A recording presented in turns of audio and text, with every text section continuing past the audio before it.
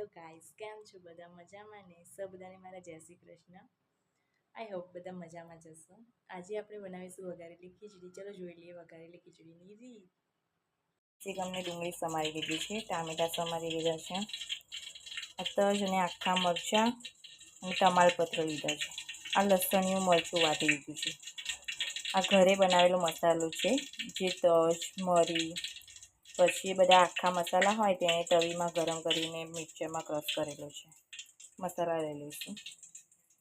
Rice આપણે વઘારેલી ખીચડી બનાવવા માટે, અને હિંગ. હવે આપણે કુકરમાં તેલ થવા દઈશું. ગેસની ફ્લેમ આપણે થોડી ધીમી કરી દઈશું. હવે જે આ બધા મસાલા છે એ નાખી દઈશું. લાલ મરચું, તજ અને તમાલપત્ર. પછી જીરું નાખી દઈશું. ગેસ ધીમો રાખીશું, વઘાર બળી ના જાય.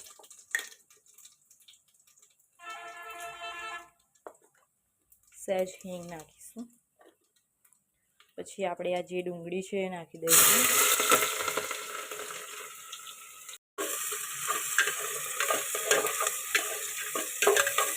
ચોમાસામાં વઘારેલી ખીચડી ખાવાની મજા જ કંઈ અલગ હોય છે.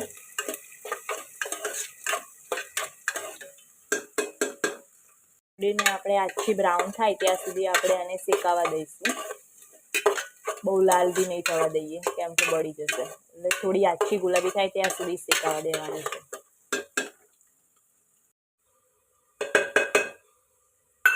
હળદર બી અંદર નાખી દઈશું.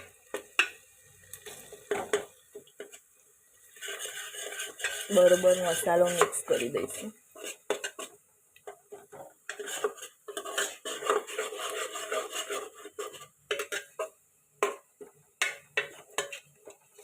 સરસ સુગંધ આવી રહી છે.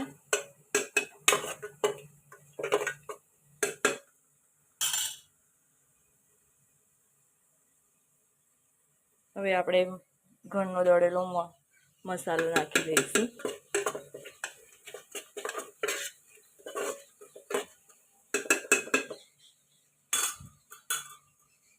આપણે લસણિયા મરચાંમાં જ ધાણા જીરું પાવડર, લસણ અને લાલ મરચું પાવડર નાખી દીધું હતું, એટલે આપણે આમાં નહીં નાખીશું. હવે ટામેટાં નાખી દઈશું.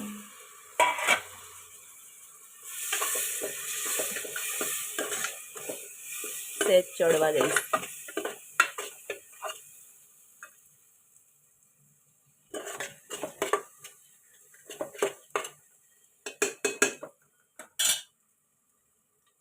છે. હવે આપણે આમાં પાણી નાખી દઈશું.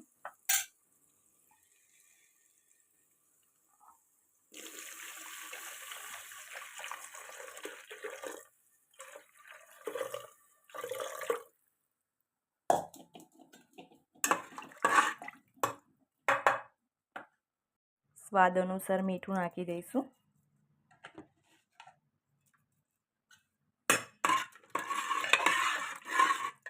તમે વટાણા બી એડ કરી શકો છો લીલા શાકભાજીમાં, જેમ કે ગાજર છે, લીલી ડુંગળી છે. મેં એડ નથી કર્યા, પણ તમે એડ કરી શકો છો. હું સાદી જ ખીચડી બનાવું છું, મતલબ કે વઘારેલી. હવે રાઈસ એડ કરી દઈશું. વઘારેલી ખીચડી.